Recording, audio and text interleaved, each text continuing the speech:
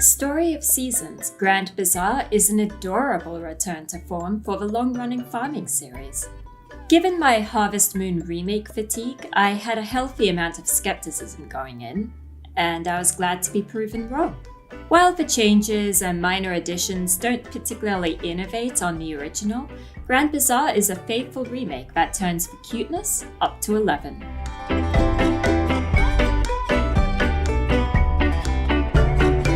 Just like in Harvest Moon Grand Bazar, you're a newbie farmer who somehow also becomes the hustling heart of Zephyr Town's hyper-local economy.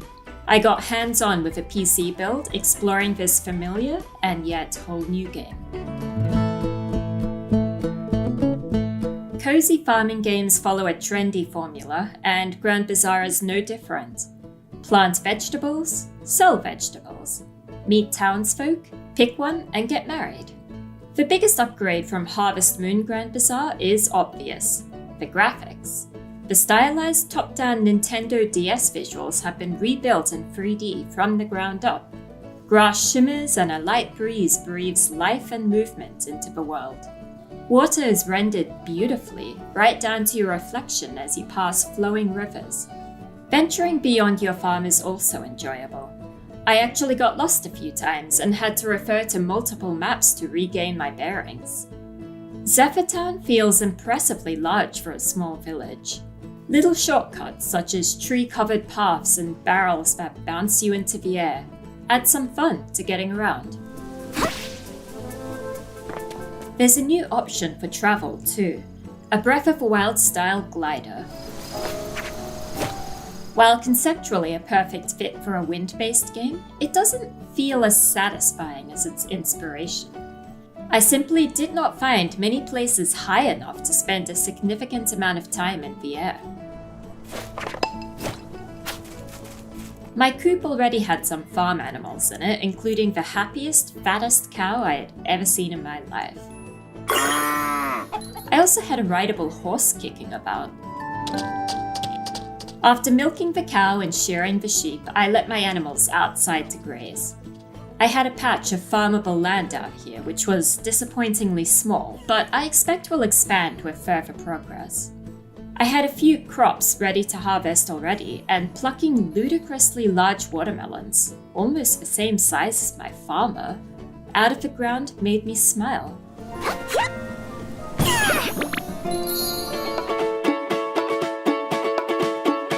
The famous windmills of the original Grand Bazar have returned, of course. These are kind of hubs where your crafting happens. Dump ingredients inside and return later to pick up the finished product, whether it's cheese or a floral bouquet. This hands-off form of crafting affords you more time to go and butter up some townsfolk, though I had hoped for an expansion to the crafting system somewhat. It felt a little too easy to simply give stuff, get stuff. Hopefully in the final release, with more time-consuming craftables, this will feel more satisfying. Along with the return of the windmills is, well, wind. Stronger winds mean that your items are produced faster. Windstorms can threaten your crops, so you'll want to run out and set up windscreens around your veggies, mushrooms, and beehives. There's no blowing on the mic of your console to simulate wind gusts this time around, but let's face it, that was weird and a bit gross anyway. Well then, my dear daughter, would you assist me in my mayoral duties? As is the fashion of cozy games, the twee characters all resemble children, but are otherwise inoffensive. The exception to this is Felix, the oddly swole mayor with a booming voice and swaggersome personality, who has, of course, built a great statue of himself in the town square. Love interests are back. 2 new romanceable characters have been added to the roster of eligible bachelors and bachelorettes, equaling a total of 12 candidates. Those 2 newbies are billed as a big addition to this remake, though frankly, I've always found the romance as the least engaging part of farming games, so I wasn't that excited. Your mileage and interest in digital love may vary. Romance milestone scenes are now fully voiced. The voice work is well acted and boosts the newness of this remake, but I didn't find any of the voices or characters particularly memorable. Anyway, sorry to be a downer.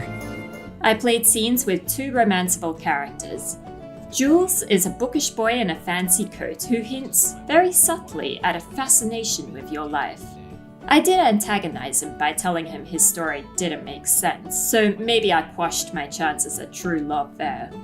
I hope I was able to explain it in a way that made it seem somewhat interesting, at least. The other scene I played, featuring Sophie, felt rather more confusing to me. It involved intruding on a conversation between her and her dad, none other than the Mayor Felix.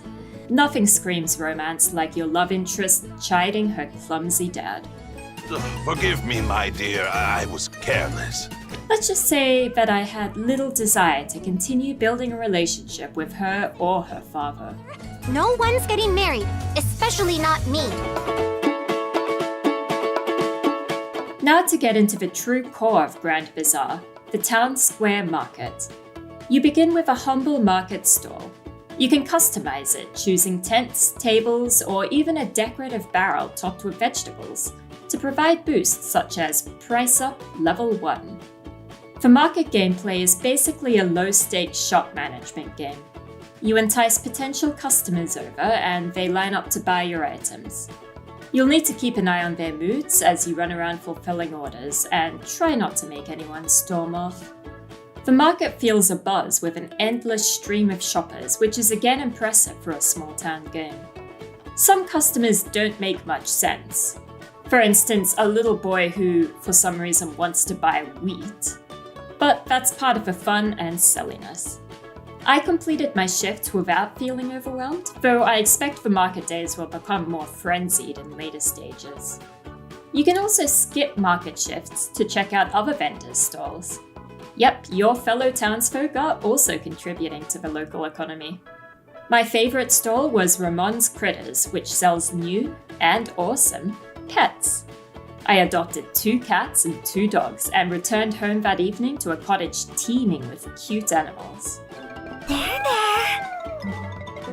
Other stalls offer items and services as diverse as seeds, new outfits, gift wrapping, and even an upgrade to your frying pan. Even our overconfident mayor participates in the market, selling secret techniques to streamline your farming.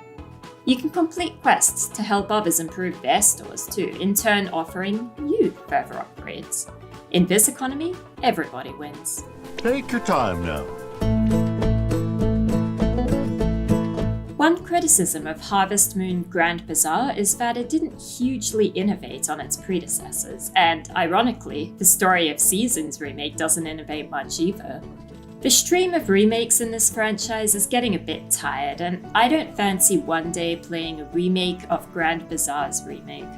I'm eager for the series to innovate and introduce deeper mechanics beyond just more tepid romance candidates. That said, Grand Bazar is a fantastically overhauled game that feels almost brand new and exemplifies the cozy farming genre. That's a big step up from the last entry in the series, A Wonderful Life, which was a deeply disappointing, glorified port with dated graphics in a sadly sparse world. I'm really looking forward to sinking my teeth into the full release of Grand Bazar in August. It's a strong recommendation from me, especially for anyone new to the series. Indeed.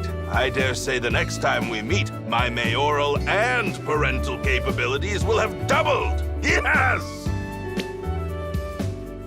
Can you start by doubling the amount of intact plates we have?